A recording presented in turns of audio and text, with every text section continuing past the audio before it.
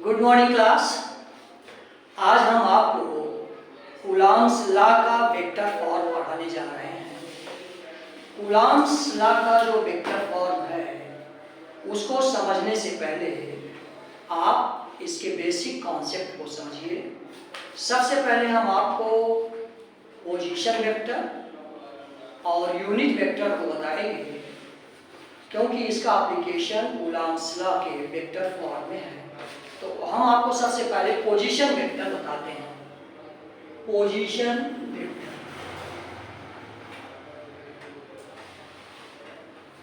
Position vector क्या होता है? सबसे पहले आपको कूलॉम्स लॉ का vector form of Coulomb's law में सबसे पहले हम आपको बताते हैं कि पोजीशन वेक्टर क्या है। Position vector, the vector which locate the position of a point with respect to origin is called position vector। ऐसा वेक्टर जो किसी पॉइंट की स्थिति को, किसी पॉइंट की पोजीशन को ओरिजिन के रिस्पेक्ट में व्यक्त करता है, उसको हम पोजीशन वेक्टर कहते हैं। Position vector of point A is denoted by RA। Similarly, position vector of a point B is denoted by RB। Position vector किसी भी पॉइंट की स्थिति को ओरिजिन के रिस्पेक्ट में जो व्यक्त करता है उसको हम पोजीशन वेक्टर कहते हैं। पॉइंट ए का position vector RA, point B का पोजीशन वेक्टर RB है। और अगर ए से बी को हम ज्वाइन करते हैं तो ये होता है AB। इसका पोजीशन वेक्टर को हम RAB से डिनोट करते हैं।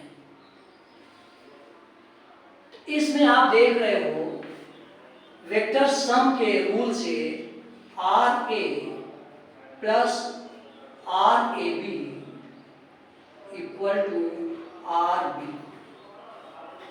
Vector sum RA plus RB equal to RA plus RAB equal to RB। RAB equal to, इसको इस तरह ट्रांसफर आप करोगे RB माइनस RA। इस कॉन्सेप्ट का उपयोग हम कूलॉम्स लॉ के वेक्टर फॉर्म में करने वाले हैं।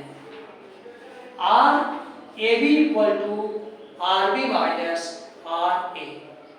इसके बाद हम आपको बताते हैं कि आपका यूनिट वेक्टर क्या होता है। यूनिट वेक्टर क्या होता है? Unit vector, the vector whose magnitude is unity. ऐसा वेक्टर जिसका मैग्नीट्यूड 1 होता है उसको हम यूनिट वेक्टर कहते हैं। और इसको हम कैसे प्राप्त करते हैं? मान लीजिए कि आपका फोर्स है, ये 10 न्यूटन है, और इसके यूनिट वेक्टर को हम ऑब्टेन करेंगे और इसको लिखते हैं F कैप। इसके मैग्नीट्यूड से हम इसको डिवाइड कर देते हैं, ये हो जाता है 1 Newton. Unit vector is obtained by dividing the vector from its magnitude. इसी तरह से आपको एग्जांपल जैसे लीजिए, वेक्टर AB है, अगर इसके मैग्नीट्यूड से हम इसको डिवाइड करते हैं तो इसका यूनिट वेक्टर प्राप्त होता है। यूनिट वेक्टर को प्राप्त करने के लिए उस दिए गए वेक्टर को आप उसके मैग्नीट्यूड से डिवाइड करते हो। इसका क्रॉस मल्टीप्लिकेशन जब आप करते हो, AB equal to mod AB into AB cap. इस कॉन्सेप्ट का भी उपयोग हम करेंगे। कोई भी वेक्टर, उस वेक्टर के मैग्नीट्यूड और यूनिट वेक्टर के प्रोडक्ट के बराबर होता है। This is magnitude and this is unit vector. इन दो कॉन्सेप्ट हमने आपको जो बताए हैं, इनका उपयोग vector form of Coulomb's law में करने जा रहे हैं। तो मान लीजिए, consider two charges Q1 and Q2 at point A and at point B। दो पॉइंट चार्ज आप मान लीजिए, एक पॉइंट A पर है, दूसरा पॉइंट B पर है। इनके पोजीशन वेक्टर को हम RA और RB से लिखते हैं, और इनके बीच की जो डिस्टेंस है वो R है। और वेक्टर AB के पोजीशन वेक्टर को हम RAB से डिनोट करते हैं। तो force applied by the Q1 at Q2, Q1 के द्वारा Q2 पर क्या फोर्स लगेगा by Coulomb's law, F equal to, आप जानते हो Coulomb's law, 1/4 epsilon naught Q1 Q2 by R square। Here this is the force applied by the charge Q1 at point A, so it is denoted by FA।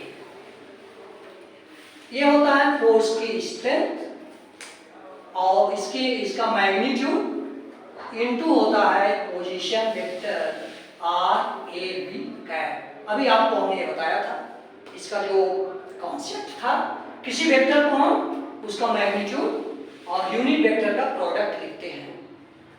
इसके बाद 1/4 epsilon naught Q1 Q2 by R square. Unit vector को आप कैसे लिखते हो? उस vector को आप जो है उसके मैग्नीट्यूड से डिवाइड करते हो, मैग्नीट्यूड से डिवाइड करते हैं। अभी आपको ये कॉन्सेप्ट हमने बताया। किसी यूनिट वेक्टर को हम F equal to 1/4 epsilon naught Q1 Q2 by R square. किसी भी वेक्टर का जो यूनिट वेक्टर होता है उसको हम कैसे ऑब्टेन करते हैं? वेक्टर में उसके मैग्नीट्यूड से डिवाइड करते हैं। तो ये हो गया RAB, जो आपका वेक्टर है RAB से डिनोट किया गया है। अब इसका मैग्नीट्यूड है R mod RAB। आप इसको ऐसे लिख सकते हो, 1/4 epsilon naught Q1 Q2 by R square. RAB को आप क्या लिखते हो? अभी इसके पहले ही हमने आपको बताया है, RB माइनस RA, और इसका जो मैग्नीट्यूड है, इसकी लेंथ है R। इस तरह से आपको मिलता है यहाँ से FA equal to 1/4 epsilon naught Q1 Q2 RQ RB minus RA। RAB को आपको बताया गया है RB माइनस RA।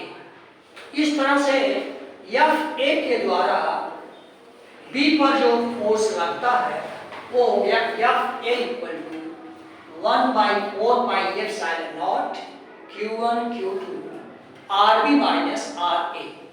इसी प्रकार से B के द्वारा A पर लगाया गया force FB, similarly FB equal to 1/4 epsilon naught Q1 Q2 upon R square. इसके द्वारा A पर लगाया गया फोर्स, B के द्वारा A पर लगाया गया फोर्स, इसका मैग्नीट्यूड ये है, और डायरेक्शन यूनिट वेक्टर से आप लिखते हो, इसको हो जाएगा B to A RBA, और ये होता है इसका unit vector, magnitude into unit vector. इसको आप लिख सकते हो 1/4 epsilon naught Q1 Q2 R square RBA। Unit vector आपको कैसे प्राप्त होता है?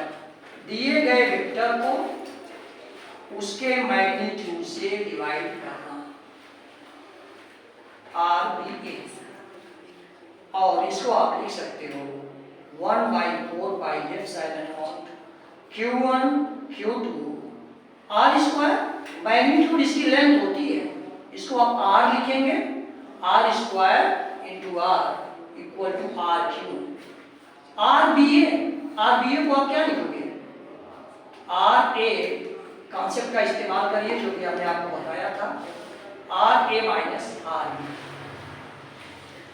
तो फ्रॉम इक्वेशन 1 और 2 को आप देखिए, ये इक्वेशन 2 को आप लिख सकते हो, इक्वेशन 2 को आप लिख सकते हो FB इक्वल टू FB, ये क्वेश्चन 2 है आपका। FB इक्वल टू, इसको ऐसे भी आप लिख सकते हो 1/4πε0 Q1 Q2 RQ। यहाँ अगर माइनस कॉमन ले लोगे तो हो जाएगा RB minus RA। Taking minus common we get RB minus RA। इस तरह से आप देखो इक्वेशन 1 एंड 2 में ये क्वांटिटी आपकी क्या है, सेम क्वांटिटी है, इसको हम FA लिख सकते हैं, FB equal to minus FA। जो चार्ज B A पर फोर्स लगाता है उतना ही फोर्स चार्ज A B पर लगाता है। Therefore, Coulomb's law is consequence of Newton's third law. Both charges apply equal and opposite force on each other. Newton's third law is that every action has equal and opposite reaction. This is the vector form of Coulomb's law. आपको उम्मीद है कि आपको ये बहुत अच्छे से समझ में आया होगा। अगर आपको हमारे वीडियोज पसंद आते हैं तो आप उसको सब्सक्राइब, लाइक और शेयर करें, और लास्ट में बेल आइकन का बटन जरूर दबाएं ताकि आपको नोटिफिकेशंस मिलते रहें। Thank you.